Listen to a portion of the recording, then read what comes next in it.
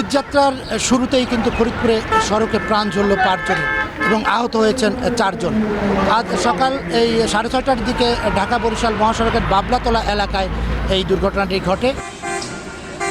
মাদারীপুরের শিবচর এলাকার কয়েকজন গরু ব্যবসায়ী মাহেন্দ্র যোগে যাচ্ছিলেন, ঠিক এই পথিমধ্যেই এই বাবলাতলা এলাকায় একটি যাত্রীবাহী বাস সেই মাহেন্দ্রকে ধাক্কা দিলে ঘটনাস্থলে কিন্তু 4 জন যাত্রী মারা যান এবং গুরুতর আহত 5 জনকে উদ্ধার করে ভাঙ্গা উপজেলা স্বাস্থ্য কমপ্লেক্সে নেওয়া হয়। সেখানে নেওয়ার পরে কিন্তু সেখানেও একজনের মৃত্যু হয়। ট্রাকের হাট গরু কেনার উদ্দেশ্যে যাইতেছিল, তখন মাহিন্দা গাড়িতে করে যাইতেছিল, মাহিন্দা গাড়ি পরিবহন গাড়িতে মারিয়ে দিছে। এক পরিবারে 3 জন বলা চলে, বাইক নিয়ে ছেলে বাপ। আমরা কথা বলেছিলাম হাইওয়ে পুলিশ সুপারের সাথে, তিনি আমাদেরকে জানিয়েছেন যে ঘটনার পরই কিন্তু এই বাসটি নিয়ে চালক এবং হেল্পার পালিয়ে যায়। তাদেরকে গ্রেপ্তারে কিন্তু পুলিশ ইতিমধ্যে অভিযান চালু করেছে। 4 জনের নাম ঠিকানা শনাক্ত করা হয়েছে, আর বাকিটা প্রক্রিয়াধীন আছে। এই ঘটনায় আমরা রেগুলার মামলা রুজু হবে।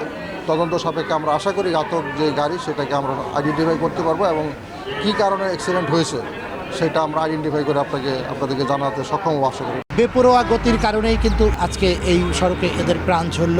স্থানীয়রা যেটা বলছেন যে বাবনাতলা যে জায়গাটি, এই জায়গাটিতে কিন্তু মাঝে মধ্যেই দুর্ঘটনা ঘটছে এবং প্রাণ হারাচ্ছেন অনেকেই। তবে তারা বলছেন যে এই জায়গায় একটি স্পিড ব্রেকার দেওয়া হলে এই দুর্ঘটনার হার কিন্তু কমবে এবং এই যে বেপরোয়া গতির যে গাড়ি, এই গাড়ির নিয়ন্ত্রণ রাখার দাবি কিন্তু তারা জানিয়েছেন। বছরে না হলে 10টা-12টা লোক আমাকে মারা যায়।